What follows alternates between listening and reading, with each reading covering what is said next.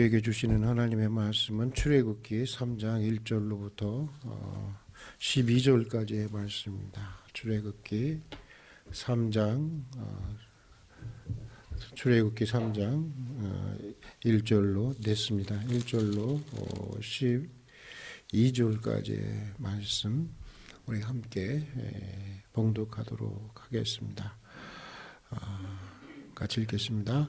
모세가 그의 장인 미디안 제사장 이드로의 양떼를 치더니 그 떼를 광야 서쪽으로 인도하여 하나님의 산 호랍에 이르매 여호와의 사자가 떨기나무 가운데로부터 나오는 불꽃 안에서 그에게 나타나시니라.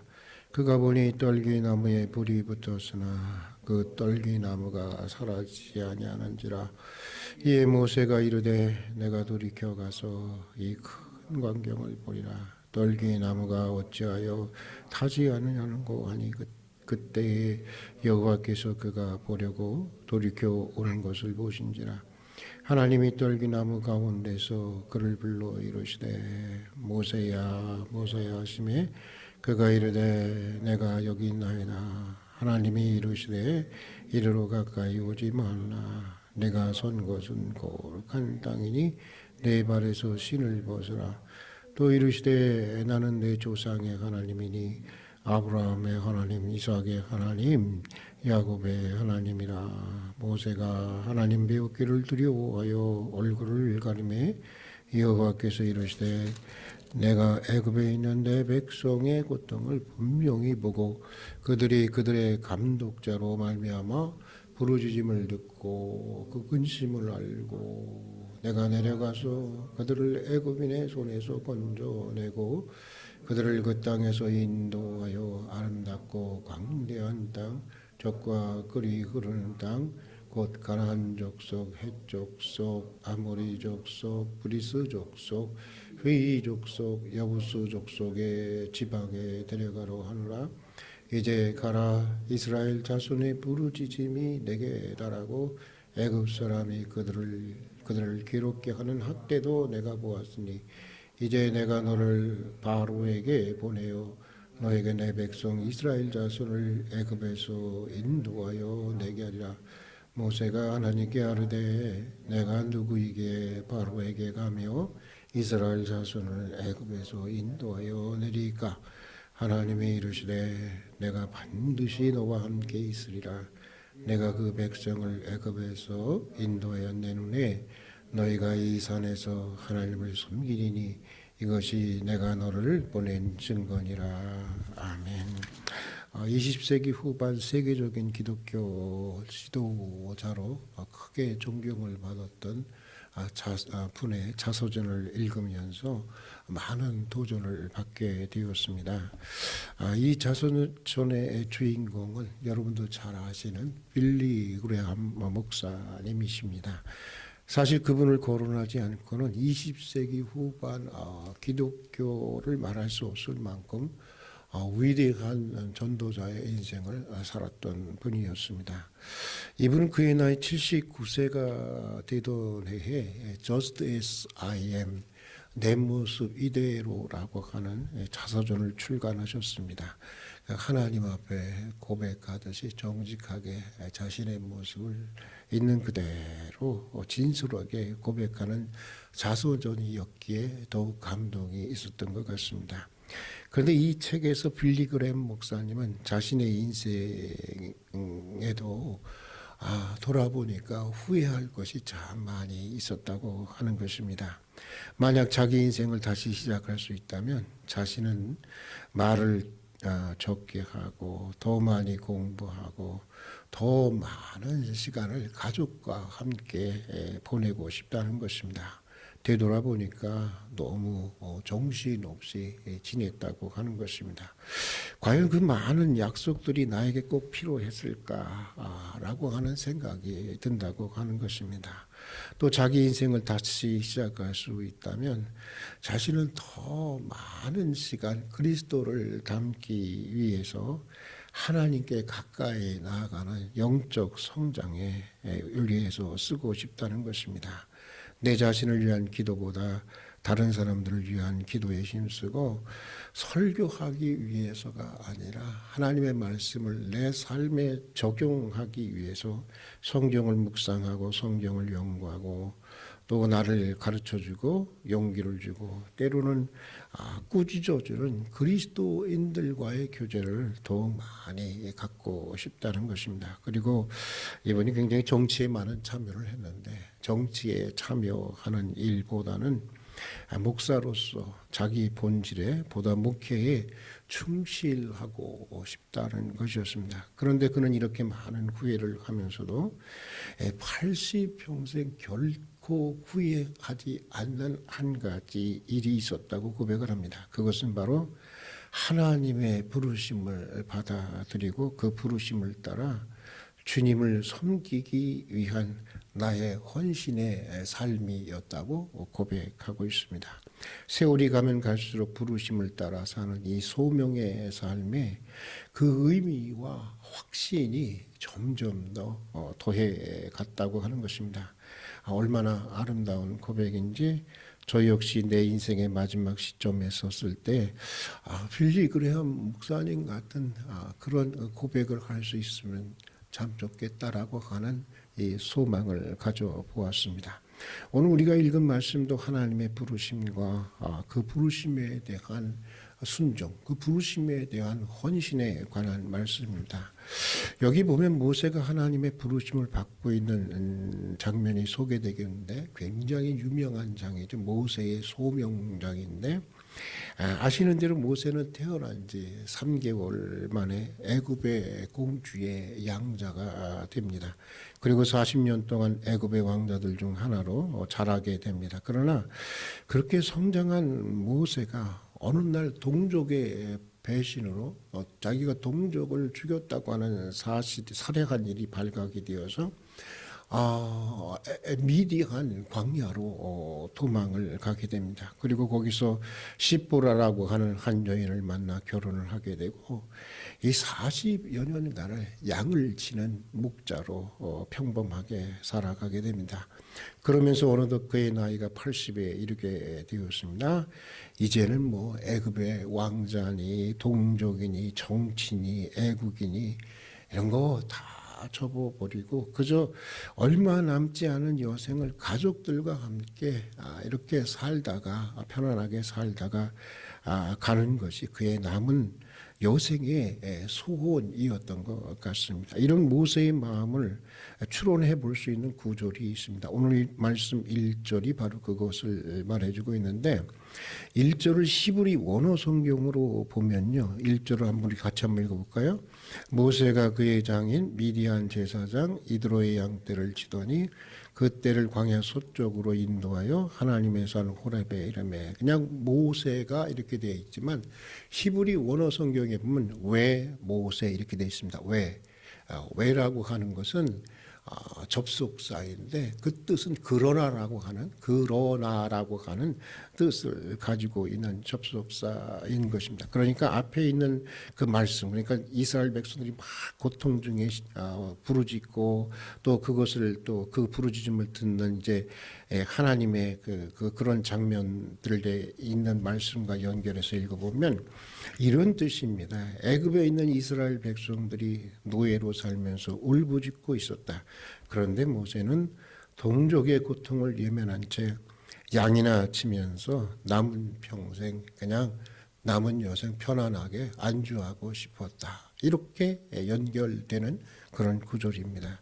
모세는 동족의 일을 다 잊고 싶었던 것입니다. 그래서 의도적으로 애굽에서부터 들려오는 왜 안 들려왔겠어요? 애굽에서부터 들려오는 이 동족의 이 아픔의 소식을 외면하고 있었던 것입니다. 아직도 배신에 대한 그 동족이 배신했잖아요. 그 배신에 대한 깊은 상처가 남아 있었던 것입니다. 그리고 80이 넘은 나이 남은 노년의 삶이라도 가족들과 함께 이제 편안하게 살다가 가고 싶었던 것입니다. 여러분 이것은 단순히 모세만의 소원은 아닌 것 같습니다. 고단하고 험한 인생을 살아온 대부분의 사람들 아니 목회자인 저에게도 종종 아주 강렬하게 다가오는 유혹이기도 합니다. 그다지 능력이 있는 것도 아니고 나이도 그렇고 어설피 나서서 무엇을 하기보다는 그냥 남은 여생이라도 그냥 가족들과 함께 소박하게 살다가 가고 싶은 것입니다. 마치 오늘 본문에 등장하는 모세처럼 말입니다. 자, 그런데 어느 날이었습니다. 하나님은 떨기나무 불꽃 가운데에서 나타나셔서 편안하게 안주하고자 했던 이 모세의 삶 전체를 뒤집어 엎습니다. 뒤흔드는 거예요. 어떻게 보면 폴 틸리라고 하는 그 신학자는 하나님의 계시를 쉐이킹 파운데이션이라고 했거든요. 이 터전, 삶의 터전을 뒤흔드는 게, 흔들면서 다가오는 게 하나님의 계시라고 했는데 지금 모세가 그것을 경험하고 있는 것입니다. 그리고 고통받는 동족에게로 모세를 부르시고 있는 것인데, 여러분, 하나님은 있잖아요. 우리가 자신만을 위해서 안주하고자 할 때 우리의 삶의 터전을 근본적으로 흔드시는 분입니다. 이거 아셔야 되는 거예요. 마치 새끼들의 보금자리인 작은 둥지를 흔들고 어지럽혀서 결국 그 좁은 둥지로부터 벗어나서 무한한 창공을 날게 만드는 어미 독수리처럼 하나님은 이런저런 방법으로 그저 작은 현실에 안주하고 싶어하는 우리들의 삶의 둥지를 흔드셔서 우리의 삶을 작은 둥지로부터 나와서 이웃과 역사, 그리고 하나님이 지으신 이 창조 세계라고 하는 넓은 사랑의 영역으로 이끌어 가시는 것입니다. 이것이 이 부르심의 과정이 곧 구원의 과정인 것이고요. 이 부르심의 여정이 바로 성화의 여정인 것입니다. 오늘 새벽 여러분과 함께 주목해 보고 싶은 것은 모세를 향한 하나님의 요구와 약속입니다. 본문에 보면 하나님은 모세에게 두 가지 요구를 하고 계시고 또 그것에 대한 약속을 하시고 있습니다. 먼저 모세를 향한 첫 번째 요구는 뭐죠? 첫 번째 요구가 뭘까요? 내 발에 뭐죠? 신을 벗으라는 것입니다. 내 발에 신을 벗으라는 것입니다. 여러분, 신을 벗으라. 이게 무슨 얘기입니까? 무슨 얘기죠? 신을 벗으라. 구약 시대에 있어서 신을 벗는다고 하는 것은 있잖아요. 과거와의 완전한 단절을 의미하는 것이었습니다. 그러니까 하나님은 지금 모세에게 과거와의 완전한 무엇을 요구하고 있는 거예요? 단절을 요구하고 있는 것입니다. 다시 말해서 내가 한때 잘 나갔던 삶, 애굽 왕자로 화려하게 살아갔던 그 과거, 그거 잊어버리라는 것입니다. 동족에게 배신당한 과거의 상처, 그것도 다 잊어버리라는 것입니다. 80생애를 살아오면서 경험했던 실패, 실수, 잘못, 체념, 그리고 80이라고 하는 너의 연로한 나이, 그리고 그저 안주하고 싶어하는 허약하고 이기적인 마음, 그거 다 단절하라는 것입니다. 벗어 던지라고 하는 것입니다. 이제 고통받고 있는 동족을 향한 하나님의 새로운 부르심을 향해 앞으로 나아가라는 것입니다. 어느 복음성가 가사처럼, 여러분 옛날에 우리 어렸을 때 많이 불렀던 찬양 있죠. No turning back. 그거 아시잖아요. 세상 등지 맨 처음에 어떻게 되죠? 주님 뜻대로 살기로 했네. 주님 뜻대로 살기로 했네. 주님 뜻대로 살기로 했네. 그 다음에 뒤돌아서지 않겠네. No turning back. 다시 돌아서지 말라는 것입니다. 하나님의 부르심을 따라가고자 하는 사람에게는 과거와의 이런 단호한 단절이 요구된다는 것입니다. 여러분, 호렙산 떨기나무 불꽃 가운데서 모세를 부르신 것처럼 주님은 우리도 부르셨습니다. 아니, 지금도 부르시는 걸 알고 계십니까? 지금도 모세야 모사했던 것처럼 금수가 또 영범아 하면 또 한 대 맞겠어. 영범 장로야 하면서 금자야. 우리는 금자가 하도 많아갖고 우리 교회는 부르시고 있는 것입니다. 구원받은 주님의 자녀로 부르셨습니다. 화목제물이라고 하는 제사장으로 부르셨습니다. 여러분 화목제물로 살아가고 있습니까? 죄된 옛사람을 벗어버리고 하나님의 성품에 참여하는 거룩하고 존귀한 백성으로 부르셨고 부르시고 있습니다. 주님의 아름다운 덕을 기리고 선전하는 전도자로 부르셨고 또 부르시고 있습니다. 가정과 교회와 세상을 섬기는 봉사자로, 또 내가 가진 모든 것이 다 주님의 것인 줄을 알아서 주님의 뜻을 따라 그것을 아름답게 사용하는 그런 선한 청지기로 우리를 부르시고 있는 것입니다. 그리고 지금 이 순간에도 설교를 통해서 부르시고 있는 것입니다. 우리는 주님의 이 부르심의 음성을 들어야 하는 것입니다. 오늘 우리가 살아가는 삶의 자리가 하나님이 바로 여기가 지금 여러분이 앉아 있는 것, 여러분이 살아가는 삶의 자리가 하나님이 임하신 거룩한 땅인 줄 알고 우리 발에서 신발을 벗어버려야 하는 것입니다. 치열하게 과거와 단절해 가는 것입니다. No turning back. 더 이상 되돌아보지 않는 것입니다. 자, 또 여러분 오늘 본문에서 하나님이 요구하는 두 번째 요구는 뭐죠? 두 번째 요구가 뭐예요? 가라는 것입니다. 내가 내게 지시할 곳으로 가라고 하는 것입니다. 부르심의 최종적인 표대를 향해 앞으로 계속해서 나아가라고 하는 것입니다. 사실 이 요구는 모세에게 매우 순종하기 힘든 것이었습니다. 지금 가라는 데가 어디예요? 살인을 저지르고 도망 나왔던 애굽으로 가라는 것입니다. 그것도 혼자 가라는 것입니다. 군대를 준다는 것도 아니에요. 혼자서 가라는 것입니다. 인간적인 면에서 보면 이건 죽음의 길이에요. 인간적인 면에서 보면 가서 죽으라는 얘기입니다. 그야말로 이건 진짜 예수님이 골고다의 언덕을 올라갔던 그 십자가의 길입니다. 돌라로스라고 하는 십자가의 길입니다. 그런데 그럼에도 가라는 것입니다. 아니, 가야만 한다고 하는 것입니다. 예전에 제가 이렇게 같이 함께 이렇게 동역했던 동안교회에서 제가 교육 목사를 쓸 때 함께 동역했던 전도사 한 분이 하루는 이런 얘기를 하더라고요. 목사님, 우리 그리스도인들은요 고스톱을 잘해야 돼요 그러더라고요. 그래서 이름이 무슨 얘기를 하는 건가 했는데 이런 말입니다. 그리스도인들은 주님이 가라고 하면 가고 서라고 하면 설 수 있어야 된다는 거예요. 예. 그러니까 그래서 그게 고스톱이라는 거예요. 고가 뭐예요? 까는 거죠. 스톱은 뭐예요? 쓰라는 거 아니겠어요? 저는 그날 처음으로 고스톱에 이렇게 깊은 영적인 의미가 있구나 하는 것을 알게 되었습니다. 저는 아직도 고스톱을 못 쳐요. 어렸을 때 화투만 보면 아버지가 화투만 가지고 놀았다가 죽었어요. 그래서 고스톱을 못 치는데 이제 새해에는 2023년 제 버킷리스트 중에 하나는 고스톱을 배우자. 고스톱을 배워서 우리 어르신들과 치자. 치매 예방에도 좋고 어떻습니까? 이수옥 권사님 고스톱 잘 치죠? 점당 10원 어떻습니까? 우리 한번 쳐보자고요. 예. 이 고스톱을 치면 우리가 영적으로 보다도 깊어지지 않을까? 물론 웃자고 하는 말입니다. 그러나 여러분, 우리 그리스도인은 주님이 부르시면 가야 하는 것입니다. 오늘 아침에 제가 그 찬양을 부르면서 올라왔는데 이런 찬양이 있잖아요.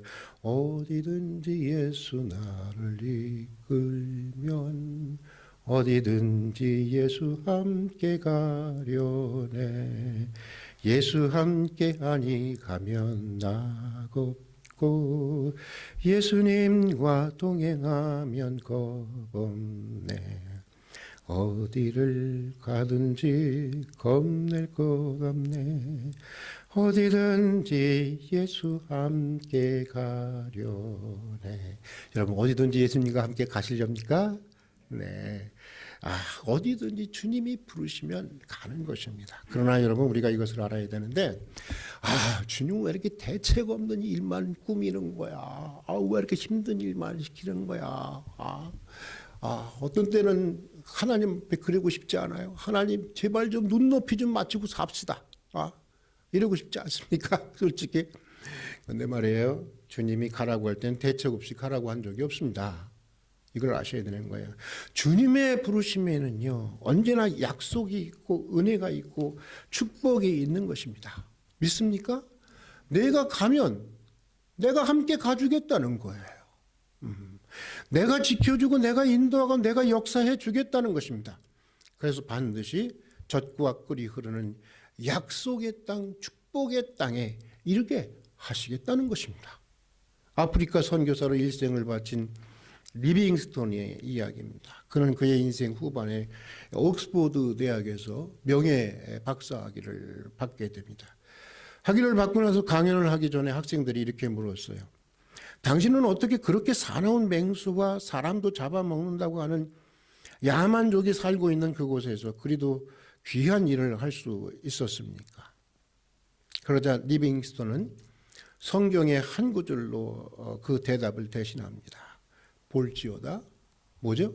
내가 세상 끝날까지 너희와 함께 하시리라? 아니에요.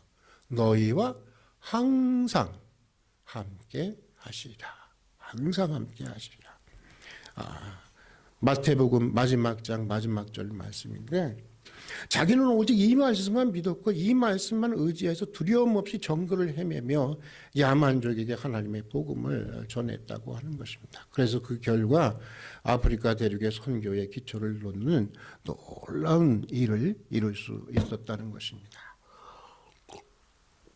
사랑하는 교회 여러분, 오늘 우리가 믿어야 하는 것은 뭐 다른 거겠어요. 하나님이 약속에 책임져 주신다고 하는 것, 내가 가면 하나님이 함께 가주신다고 하는 것, 우리가 그걸 믿어야 하는 것입니다. 우리가 하나님의 부르심에 순종하기만 하면 하나님은 우리와 함께 하신다는 것입니다. 그리고 우리의 크고 작은 순종을 통해서 하나님의 우주적인 구원의 섭리를 이루어 가시겠다고 하는 것입니다. 많은 전문가들의 전망에 의하면요, 2023년 새해는 힘든 한 해가 될 거래요? 쉬운 한 해가 될 거래요? 무지하게 힘든 한 해가 될 거랍니다. 그러나 하나님의 부르심에 순종하기만 하면 하나님이 우리와 함께 하시고 하나님이 우리를 인도해 주실 것입니다. 그 옛날 이스라엘 백성들의 광야길을 인도하신 것처럼 더우면 구름 기둥으로 인도해 주시고 추우면 뭘로 인도해 주시죠? 불 기둥으로 인도해 주실 것입니다. 양식이 없어요? 먹을 게 없어요? 그러면 하나님께서 하늘을 여셔서 만나를 먹이시고 메추라기를 보내주실 것입니다. 물이 없어요? 반석을 쳐서 샘물이 나게 하실 것입니다. 길이 없을 때는 바다를 열어서 길을 열어주시고 항상 우리보다 앞서 나가셔서 우리의 원수들을 파하여 주실 것입니다. 그리고 마침내 우리로 젖과 꿀이 흐르는 약속의 땅, 그 축복의 땅에 이르게 해 주실 것입니다. 하나님의 부르심을 순종하면 결단코 후회함이 없는 것입니다. 내 발에 신을 벗으라. 이제 얼마 남지 않은 한 해를 돌아보면서 아직도 내 신고 있는 신이 어디 있나? 왼쪽인가 오른쪽인가? 아니면 구겨 신고 있나? 아직도?